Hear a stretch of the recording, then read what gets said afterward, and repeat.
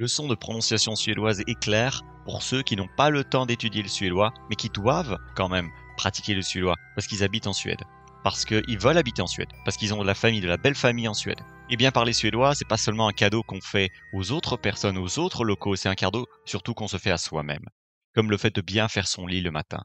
Et c'est tout pour cette introduction. Vi har mycket att stå i. On a beaucoup de choses à faire. On va en salle de classe.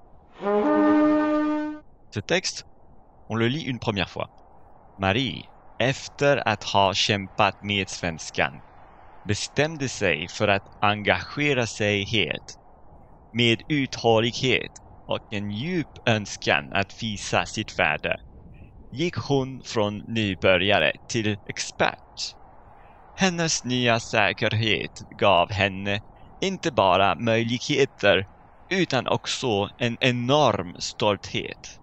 Ce texte signifie Marie, après avoir lutté avec le suédois, tu as la forme définie ici. Le suédois svenskan. On a la forme définie avec ce N qui est adjoint à la fin du mot.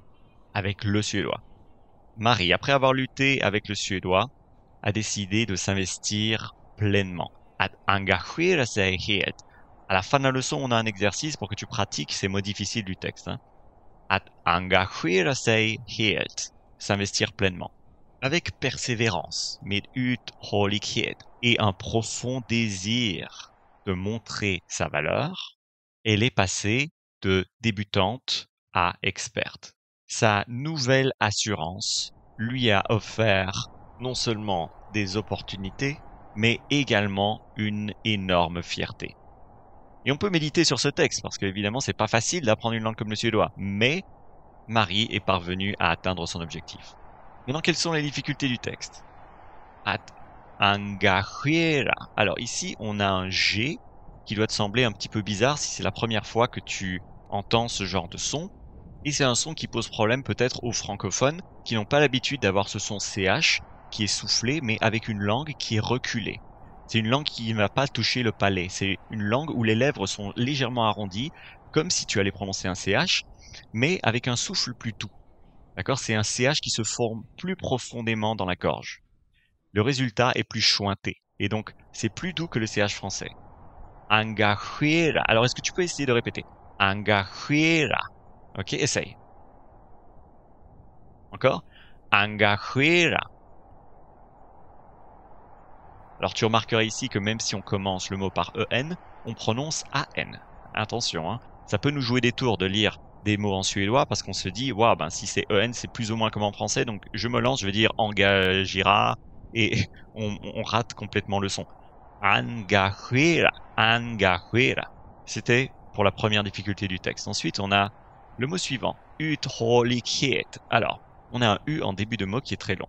Uthållighet. N'hésite pas à faire un peu de théâtre quand tu prononces le suédois pour être bien sûr de suivre ce rythme qui est si différent du rythme français. Donc imagine que tu divises le mot en 3. D'accord? On a 3 vagues. Uthållighet. D'accord? Essaye. Dernière chose ici. Ici, on a la combinaison de D et de J. Mais tu vois ici que le D, il a disparu de la phonétique. Ah oui. C'est pour ça que c'est si intéressant de lire la prononciation phonétique. On voit directement le son nu comme il se présente. On n'est pas influencé négativement par des choses qui n'ont pas de rapport, comme des lettres qui n'existent pas, et même si elles ont une fonction, elles ne sont pas prononcées.